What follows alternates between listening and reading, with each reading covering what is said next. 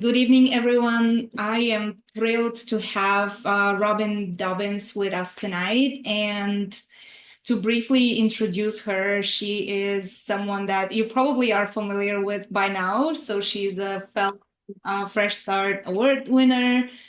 She has been through an amazing transformation, and I would love to share with you a picture that represents her powerful journey of where she was to where she is today, which I think is extremely inspiring and therefore it's an honor to have her share how she got there. So I'm going to do a quick screen share with you so you can see. So this is Robyn before, and this is her today. I personally am so inspired. This is powerful. This is an amazing journey of a lot of consistency, dedication, and willingness to do what it takes to take ownership of your health and do better. And I just think it's worth absolutely celebrating. And in addition to that visual, I would love to share that she has overcome 3 diagnoses: OCD, bipolar, and clinical depression. Just to see her looking like today is quite of a joy. And not only she has won her personal health and is here to share more about that with us today, but she's a fellow certified health coach. She has been by Georgia Eat. She's also an active member of the Society of Metabolic Practitioners. And she has her own website, the Harbinger of Health, where she helps others and guides them through similar journeys and transformations. So without a further ado, Robyn, welcome and thank you for being here. Thank you for inviting me, Donica, and that was a lovely introduction. I appreciate that. I'm sure there is so much more to share about everything you do, but I will also let us know more about what you're up to and where people can connect with you in case they would, which I'm sure they will want to. But before we get there, I just wanted to first congratulate you, obviously, for the award and tell us how is it to be honored in that way after, I assume, all the effort you've put in to be where you are at and seeing that acknowledgement. How was that for you? Well, there was a lot going on at the time, so it's really been a mix of emotions. But I think everyone has said this that I've heard that have won the Fresh Start Award is that when they were reading about the award initially before applying, that it sounded like they were reading about themselves in the description, and that's exactly how that was for me as well when I was reading it. And I'm overwhelmed with this appreciation because not a lot of people think about you know anyone who has healed and lost several decades of life just kind of starting over again. So it's just a very novel idea, and I'm very thankful that I think it was Hannah's brainchild, and then it took off from there. But I'm very thankful that that happened because I didn't I always said I feel behind. I always knew that I felt like I was a burden to my family because I finally felt like I had something to offer, but I wanted to, for example, take the classes to get certified or whatever, go to conferences, those kinds of things. But I was taking money away from the family. I'm not a money earner. I was always just at home. So it was just a great feeling to know that I didn't have to burden the family anymore, that I could try to pursue what I'm interested in and take it further and give it back. These classes or starting my own business, that kind of thing is a way for me to give back everything that I've learned in my own personal experience to others, because I don't feel like anybody should be left behind. I love that. I love that. And I'm sure that in the mental illness world, a lot of people can relate. That's one of the major things that comes with the diagnosis, whether that's depression, bipolar, schizophrenia, or whatever else. we all often feel like there is something wrong and we become those like burdens. I'm sure a lot of, I certainly can relate to that feeling. And I love hearing that you no longer live there, that you figured out a way out, and here you are being able to contribute not only to your family but to others who are on similar journey. And to me, that's beyond inspiring. And so before we get to today, which is the happy, part of the story, walk us maybe through how was life before keto, and like a little bit about your history with the diagnosis, like how did you feel? What was life before you figured it out? Yeah. My first diagnosis was in 2005 after my son was born, and I was diagnosed with postpartum depression. I was taken to the hospital by my husband because he was fearful that I was going to harm either myself or my son. Um, I was observed there, but I was not kept there. They gave me my bottle of pills and sent me on my way. And I just continued to take those pills until I was pregnant again in 2007 with my daughter. I tried to get off of the pills, and I went to my doctor sometime later and was like, I'm not winning this battle. And so I was put back on. I don't remember every medication that I was on. It was an antidepressant at the time because that was the only diagnosis. So that's really when I first said out loud, or that it was actually noticeable that I was having difficulty. My husband and I were in an argument, and I was just so messed up that I couldn't speak.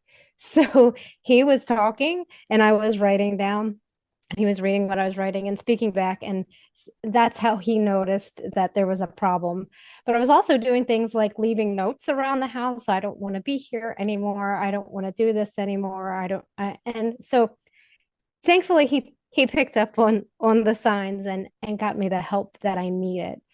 But I will be honest, this was all the earliest I can recall not feeling well and wanting to harm myself. I was in high school. I just kept it quiet all through high school. My sister, I think, knew. She tried to help me through a lot, but nobody else really knew. So I went through high school, went through college, just unable to, well, I just felt like I had no value at that time. I just felt like I had no value. I compared everything else everybody else was doing, that I just didn't have the same opportunities as everyone else. And they're just, I can't figure out why they're able to be so successful when I can't. And I'm trying as hard as I can and I can't be successful. And then I just kept going and until it came to a head after my son was born. Excuse me. Later on,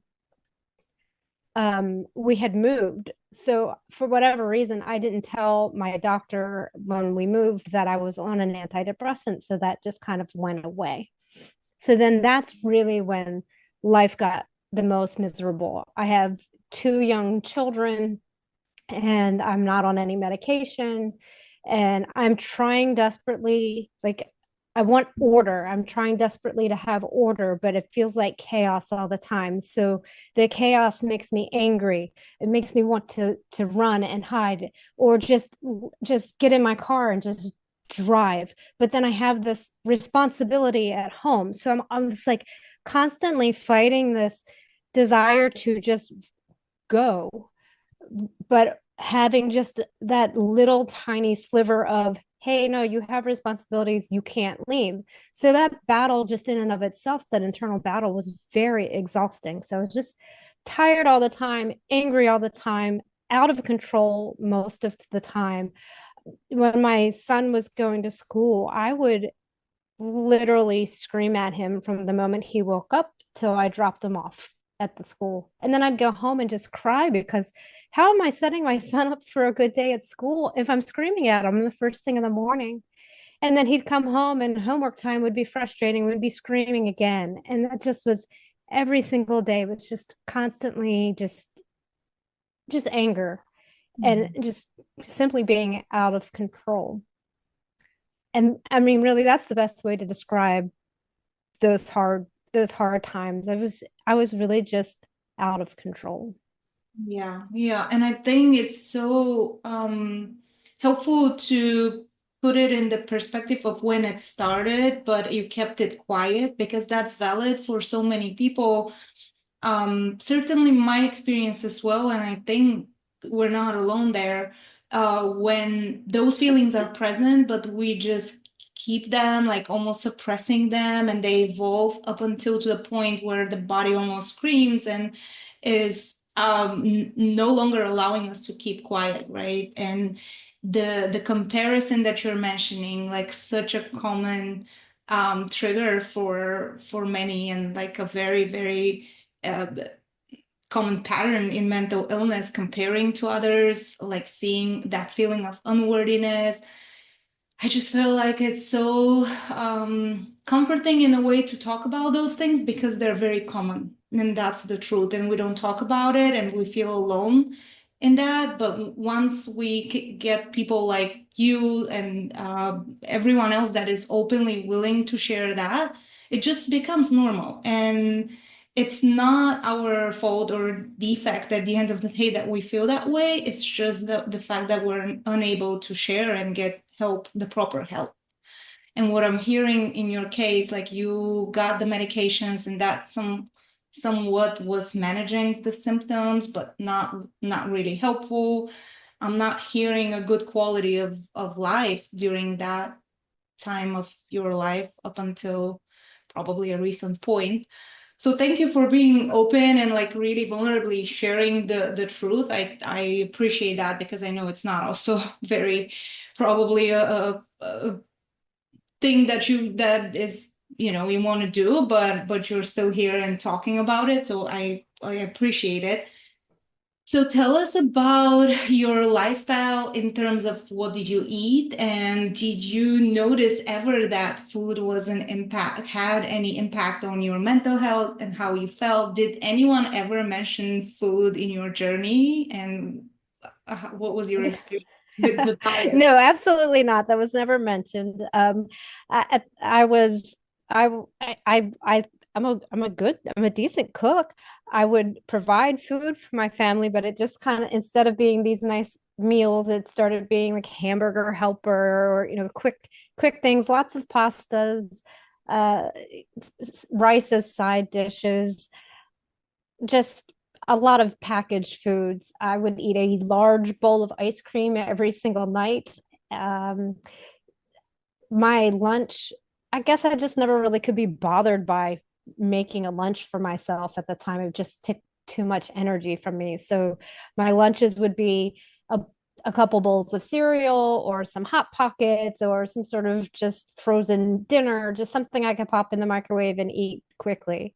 I was blissfully unaware of how I looked. That's how I say it, blissfully unaware, because I am a very small person. So I'm not very tall. So I've always in my head think of myself as the smallest person in the room because generally I am. So I didn't know that I was gaining a lot of weight. I didn't pay attention to it. Like I knew my clothing sizes were going up, but I didn't really like associate that with anything.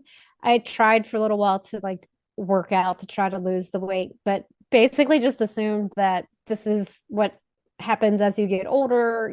You've had two children. This is just how you're supposed to look now. So I never really put any connection to how I was feeling or how I looked to the food that I was eating. Mm-hmm. Yeah. And what was the turning point for you then? How did you get inspired to look for solutions? Like what was your way of encountering keto, and yeah, how did that whole story started for you?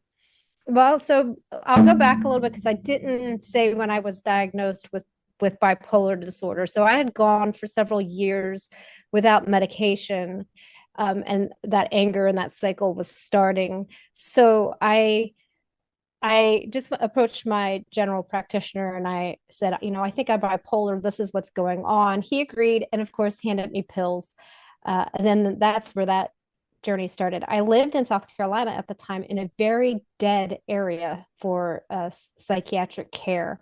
So I would see a doctor, gets prescribed medications. I'd see that person maybe 3 times, and then their office would shut down and they would leave, and then I would have to go find another office. So then I was titrated off the medications that that first doctor gave me and put on the medications that the new doctor gave me. So for those years that I was medicated for, specifically for the bipolar disorder, I was on and off antidepressants and antipsychotics like every 3 to 6 months. I was on and off a different combination, and I was going off of one and getting on another, and I never felt well.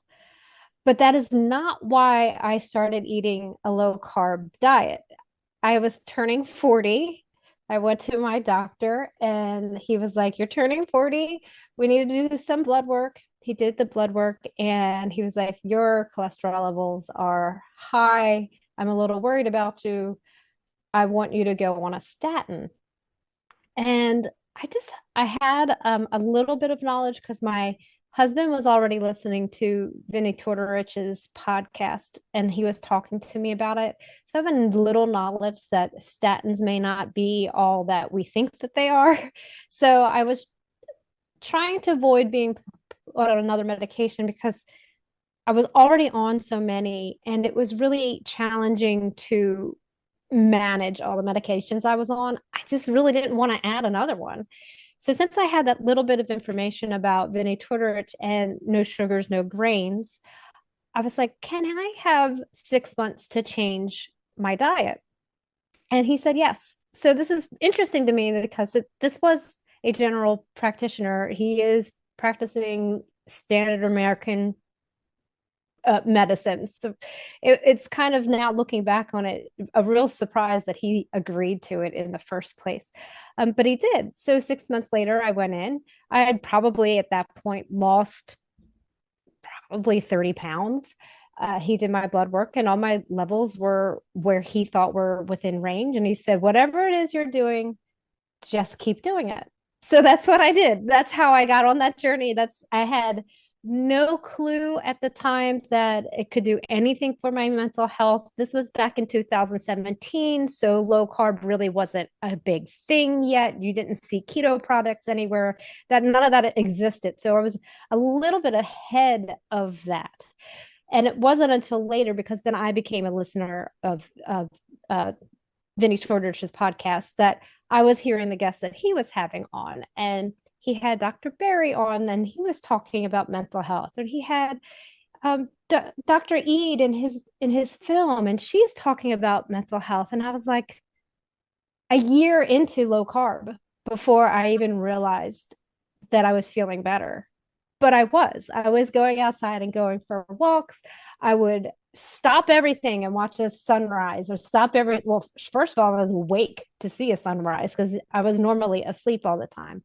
Or I would stop everything to watch a sunset. And just, I realized that I started to notice things within life that before that, they just didn't exist. So I like to say I could see color. Like, everything was gray and dreary before, and all of a sudden just there was color in my world. And that's when, so a full year later, I was low carb for a full year, still on all the medications, before I was like, "Hey, maybe this is doing something. Maybe I'm feeling well. Maybe I could try to get off these medications." The very first step that I did was I spoke with my family, and I was like, "This is what I'm thinking about doing. This is why, I've heard these podcasts, listen to them if you want to. But I think that this is helping me, and I have to try. I just had to try to be able to live without the medications, because I didn't feel well anyway before changing my diet. I just was very sedated all the time. I'd slept all the time. And then I'd wake up and be angry still. because everything that I needed to do to keep order in my house because I wanted order, I couldn't do because I was asleep. So it was just this, it was still this cycle that was going on. I was just sedated through it. I just needed to try. And I asked my family, I was like, you guys will notice it before I do, but I need you to know that I want to try to titrate off my medications. And I want you to just be honest with me. If you notice that I'm going back to my old ways, say something. We'll slow down, we'll stop, whatever it is. And then I went to another just general practitioner because by then we had moved again. I told that person what was going on. And she agreed to titrate me off the medication, which again is like another miracle in medicine because you just don't find doctors in the mainstream that are willing to be on board with that. So it probably took close to a year to finally get off of all of my medications. I was on antipsychotics, I was on antidepressants, but I've never gone back. So that was 2018, 2019, and I've never been on them again. Wow, amazing. And just to confirm, you were not in ketosis in that period. You were just low carb, correct? Well, to be honest, I have never checked a ketone in my life. So um, just testing wasn't part in NSNG, in the NSNG community. It's only just no sugars, no grains. So if you're not eating any sugar and you're not eating any grain, then you're following and the basic theories of his NSNG protocols. That just wasn't part of my world. Testing was just not part of my world. So I've never actually tested for a ketone ever. However, I only eat meat, pretty much only eat meat. Very, very few. I learned like right away that lettuce upsets my stomach. So out went green veggies. So at the beginning of my journey, I was having like side dishes of like Brussels sprouts and that sort of thing. But by 2 years in, I was like, these vegetables are hurting my stomach. I don't need them anymore. So I cast them out. So the likelihood is that I was in some sort of ketosis, but I can't answer that question because I've actually just never tested. And out of curiosity, did you experience some severe symptoms of being so many years on meds and just tapering off? How was that period for you? Tapering is not for the faint of heart. You definitely want to have a support, and I'm really glad that my first thought was to ask my family to kind of monitor me because they could see it more than I could see it. Messes with you. It's kind of hard to remember, but like I didn't know, even though I slept all the time, I didn't know how to sleep. So I had to teach myself how to sleep at night because when I took my medicine, within 30 minutes, I was out. And I just woke up whenever I woke up. There was no schedule involved with that. It was dead to the world and then awake again. So I didn't know how to sleep. So I had to learn how to sleep. I had to learn how to maintain like a day night cycle. So I was going outside. I still do. I go outside and take off my glasses and get unfiltered sunlight. I had to learn things. I had to learn how to sleep. I had to I started practicing yoga, daily yoga in the mornings, because I just, I just needed to learn how to be with myself. I wasn't a pleasant person to be around for years, so I needed to learn how to even just be with myself. So I don't really remember. It's like having a bad pain. Eventually, you forget. I know that there were struggles along the way, and that we would kind of taper and then just stay the course for a little while and then taper again. We took a long time with it. We didn't just go off.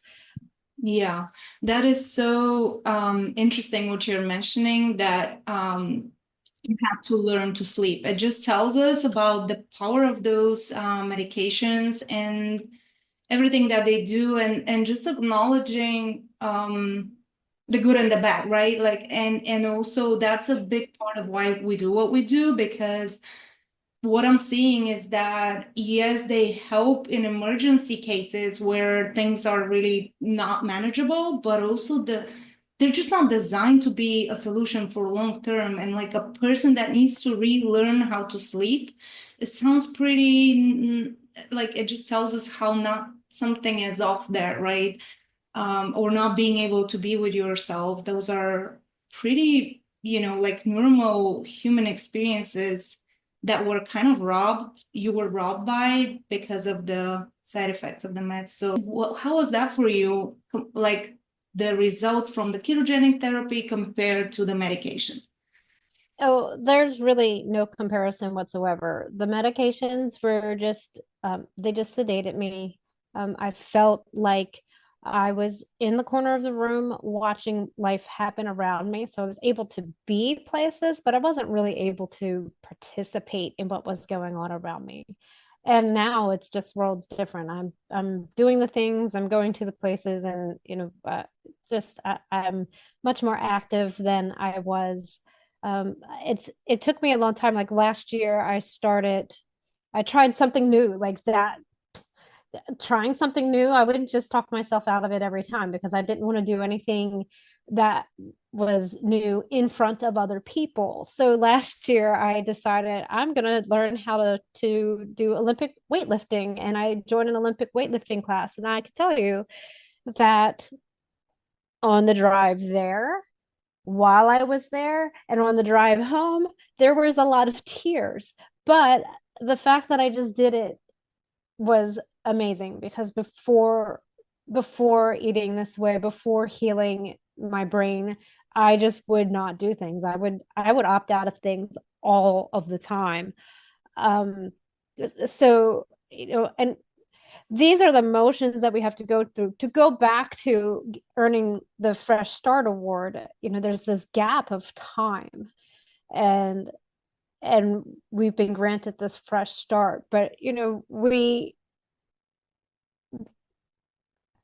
we're at a level that's behind. So my symptoms first started showing up when I was in a high school. I woke up when I was 41 years old, still acting and behaving like a high schooler, still having those kinds of feelings. So I'm 47. I'm now still doing things like I'm still in my early 20s, like I'm still figuring life out, but I'm willing to do that. Like I'm not stuck. Like I try to really, sometimes I have to ask myself, is this how an adult would respond to the situation? And then just kind of reflect on it. But this is what I lost for decades of being ill and untreated, and then also being ill and being on medications. This is what I lost. I lost out on these very important learning experiences as you get older.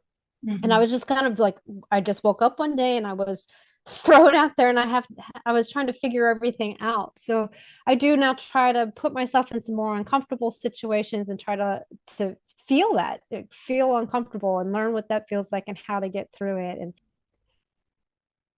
And everything just is new. Mm-hmm. Mm-hmm. Yeah.